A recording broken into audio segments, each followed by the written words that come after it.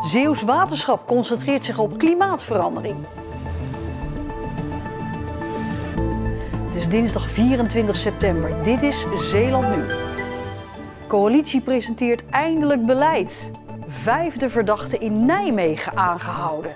Een droom komt uit voor balletjof in Zierikzee. Het Zeeuws Waterschap Scheldestromen focust zich de komende jaren op veiligheid en klimaatverandering. Dat betekent dat de zeeweringen en ook de zoetwatervoorraad veel aandacht krijgen. Dat staat in het waterschapsprogramma dat vandaag is gepresenteerd. Als het aan het waterschap ligt, komt straks een groter deel van de rekening voor het onderhoud van de dijken niet meer bij de Zeeuwen te liggen. Het was zo dat vroeger 100% door het Rijk werd betaald en nu 50%. Dus ik denk dat we in de toekomst daar toch nog maar eens een woordje over moeten spreken. Over 3,5 jaar moeten we alweer naar de stembus voor een nieuw waterschapsbestuur. Maar wat moet er dan zijn gebeurd volgens dit waterschapsplan? Dat we ons wederom hebben aangepast aan de veiligheidsnormering. 2, dat we ons wapenen tegen de klimaatverandering. En bijvoorbeeld ook zeg maar, de droge periodes, het zoete water. Het zoete water is hartstikke belangrijk voor de agrarische sector, maar ook voor andere sectoren. Ook voor het andere bedrijfsleven, voor de industrie. En dat we ons daarvoor wapenen. En als we dat binnen de financiële kaders kunnen houden, dan is het wat mij betreft bij 3,5 jaar zeer geslaagd. Nog 3,5 jaar, want er is al een half jaar van deze bestuursperiode voorbij. Volgens de waterschapsbestuurder was die extra tijd nodig om een programma te maken waar iedereen zich in kon vinden. We hebben gezegd als coalitie van we maken niet alleen een coalitieakkoord, we maken een waterschapsbreed akkoord. En daar hebben we voor de zomer de tijd voor genomen. In de zomer hebben we dat zeg maar verfijnd, uitgewerkt en dat komt nu aan de orde. Verslaggever Niels Schuurbier staat bij het waterschapskantoor in Middelburg. Niels, klimaatverandering, zoet water. Wat wil het waterschap nou gaan doen? Nou, met die 2 droge zomers die we net achter de rug hebben, wordt er gezocht naar nieuwe oplossingen om aan zoet water te komen. Een oplossing waar nu aan gedacht wordt is om het water dat door een zuiveringsinstallatie is geweest, om te kijken of dat opnieuw kan worden gebruikt. Want dat gezuiverde water, dat verdwijnt op dit moment gewoon in de Schelde. De partijen hebben 4 maanden op dit beleid kunnen broeden. Gaan ze nou veel dingen anders doen?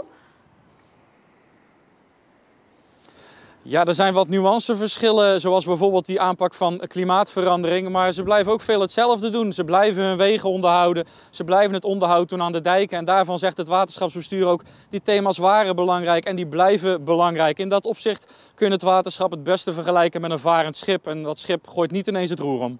Maar goed, ja, in zo'n akkoord gaat het natuurlijk ook vaak om details. Wat viel jou nou op? Ja, als ik er één ding uit mag pakken, dan is het toch wel de aanpak van de muskusrat. Want als het aan het waterschap ligt, zijn die dagen van de muskusrat in Zeeland geteld. Het is een groot probleem. Ze proberen al jaren het beest in toom te houden. Daar zijn 14 medewerkers van het waterschap continu mee bezig. Kost 1,7 miljoen euro per jaar.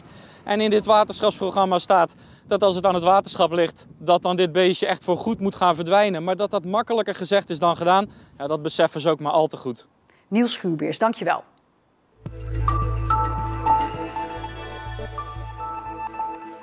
Er is een 5e verdachte aangehouden vanwege de griepsoverval in Nijmegen dit keer.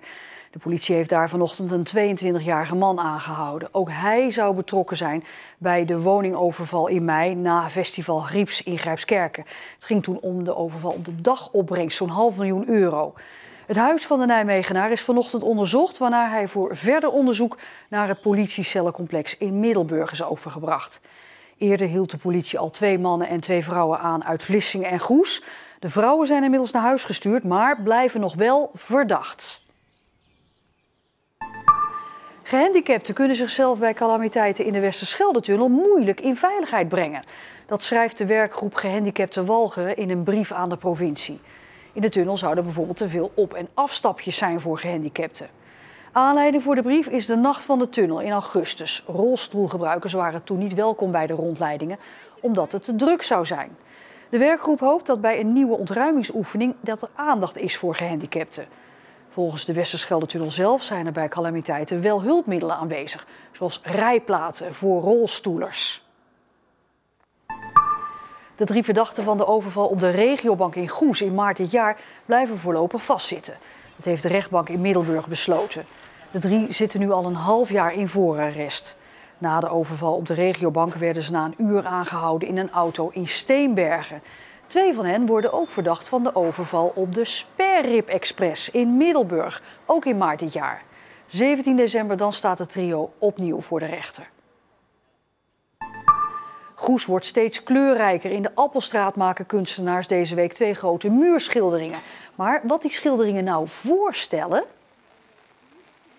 Even gisteravond kwam er bijvoorbeeld een man en die zag er een oog in en een vrouw in. En nou ja, mensen zien er van alles in. Er was één iemand die zag een hand. Nou, dat klopt, er zit een hand ergens in.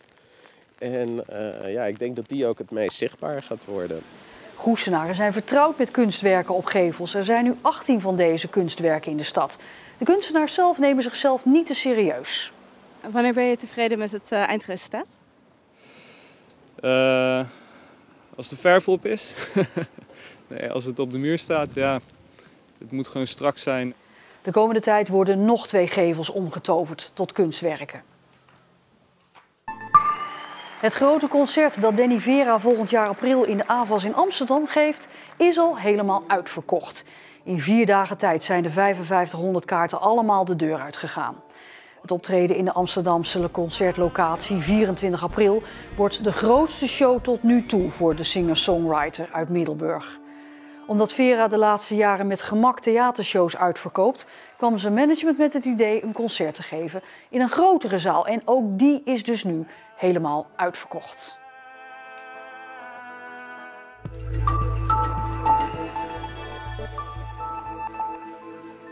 Na 30 jaar lesgeven komt er voor dansdocent Ellie Geelhoed uit Zierikzee eindelijk een droom uit. Haar eigen dansstudio. Die wordt nu nog verbouwd, dus geeft ze voorlopig nog even les in de gymzaal in Drijschor, waar ze nu al jaren zit.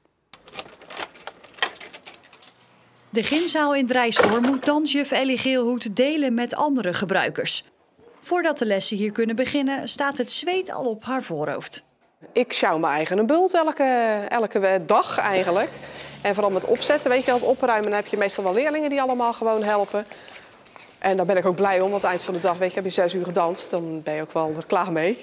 Als de spiegel, boksen, schilderijtjes en bars op hun plek staan, kan de les beginnen. En dan gaat hij. En plié en strek. En een plié en strek. Arm voor. Tweede positie. Demi-seconde. En braba. Ik zat al op de dansacademie.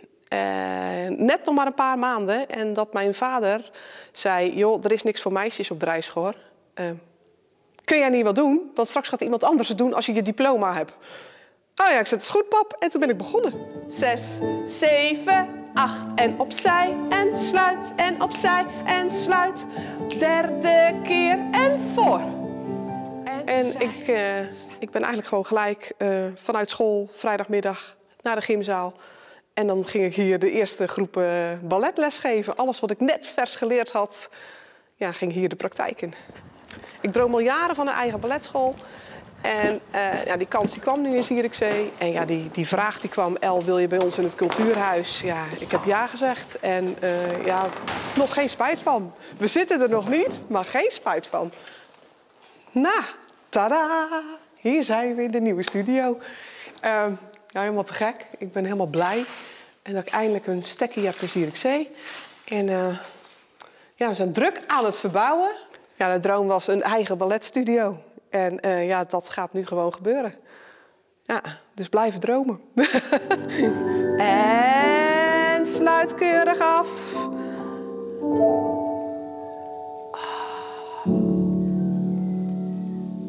En wat een serieuze gezichten, man.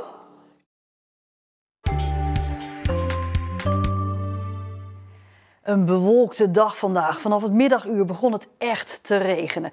De herfst is echt begonnen. Het werd zo'n 17 graden met een stevige zuidelijke wind erbij. Morgen opnieuw regenachtig, waarbij zelfs een onweersbui kan passeren. En ook de dagen daarna dan is het wisselvallig. In Jesk zometeen na het nieuws. Dan gaat Timo op zoek naar het belang van schorren in Zeeland.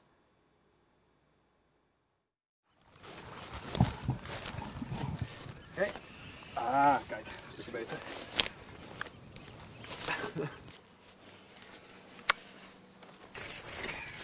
Kijk, cool hè? Ja, dus wat je hier eigenlijk ziet is hoe die schorren de CO2 kunnen opvangen. Dat dus zometeen, gevolgd door het uitgebreide weerbericht voor Zeeland, ook voor de komende dagen. Nog een hele fijne avond en graag tot morgen.